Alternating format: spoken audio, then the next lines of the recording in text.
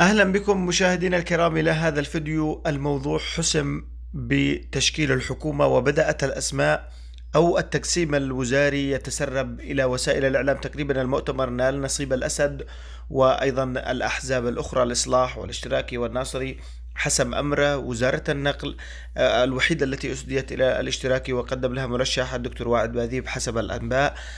أيضا الإصلاح نال نصيب بوزارات خدمية، والاشتراكي والرئاسة احتفظت بالسيادية. الغريب دخول الائتلاف الجنوبي ومكون حضرموت. ما التفاصيل؟ تابعوا إلى نهاية الفيديو وأهلا بكم.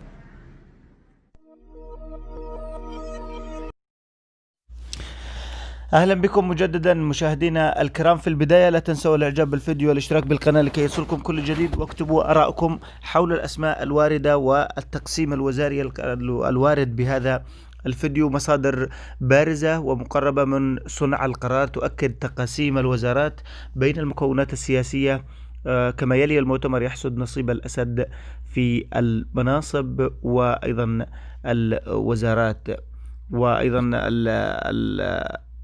الإصلاح 5 حقائب وزارية، حيث كشفت مصادر سياسية عن تقسيم جزء من الوزارات في الحكومة القادمة. أشارت المصادر إلى أنه تم الاتفاق على التالي: النقل، الأشغال العامة، الأشغال، الشؤون الاجتماعية، الزراعة والتخطيط الانتقالي والاشتراكي، النفط، الإعلام، العدل، الشؤون القانونية وحقوق الإنسان، المؤتمر، الشباب، الصحة، الصناعة، التعليم العالي، الإصلاح، الأوقاف والإرشاد، الخدمة المدنية، شخصيات عدنية، الإدارة المحلية، الناصري، الكهرباء، التربية، الخارجية، الدفاع، الداخلية، الرئيس هادي، الوزير المالية يبقى كما هو الآن.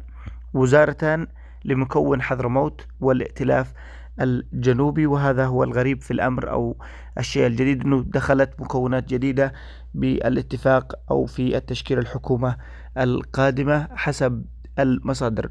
ومن المرجح أن يعلن الرئيس عبد الرب منصور هادي هذا القرار خلال 4 أيام قادمة، بعد أن اتفقت جميع المكونات السياسية على هذه الأسماء. ولم تحدث أو ولم تتحدث مصادر أخرى نافية أو مؤكدة هذه الأخبار، وذكرها أيضا ذكرتها وكالات دولية حسب المصادر. أيضا احتفظت الرئاسة بالوزارات السيادية، وأيضا لم يعلن عن أسماء المرشحين في الوزارات ومن سيبقى من الحكومة الحالية أو من سيعود. لكن المصدر قال بأن هناك هي المفاجآت بالقادم بالحكومة القادمة. سيبقى تقريبا 2 أو 3 وزراء من الحكومة الحالية، وأيضا سيحتفظون بمكانتهم حسب المصدر. الفيديو مشاهدينا الكرام انتهى إلى هنا. لا أريد أن أذكر كثير من المعلومات لأن هذه معلومة ثابتة ولا أحلل رأيي فيها. أنتم ستقولون آراءكم حول التقسيم. هل فعلا التي أسديت لهم حقائب وزارية مثل الانتقالي والاشتراكي والناصري التي أسديت له وزارات، هل ممكن فعلا ينجح فيها، أم أن الموضوع إرضاء للتقسيمات أكثر من الفكرة بالخبرة أو في العمل بالتقديم العملي على أرض الميدان؟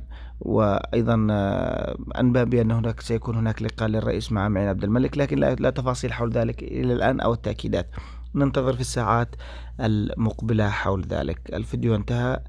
اكتبوا آراءكم في التعليقات، ودمتم في رعاية الله وحفظه. في أمان الله.